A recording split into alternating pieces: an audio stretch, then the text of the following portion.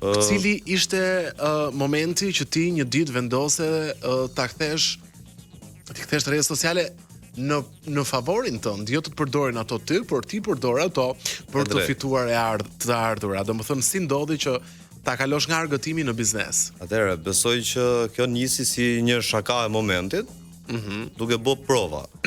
Isha me një shokun tim që kishte shumë kohë që nuk po shiste një makinë. Unë kam qenë gjithmonë tipi këtyre rrjeteve sociale, por jo në shkallë shumë të larta. Kupton? Brenda shoqërisë time, unë isha më i miri ke rrjetet sociale.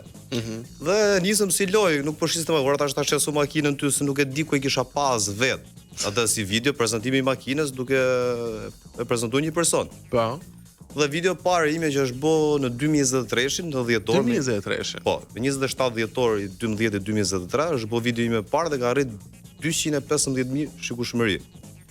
Viewers. Dhe aty më kontaktuan njerëz, më shkruajnë pastaj se ishte diçka e re në Shqipëri, mos gaboj kishte bë dhe një djalë tjetër. Por ai nuk kishte arrit, thjesht po e bota ai si një provë.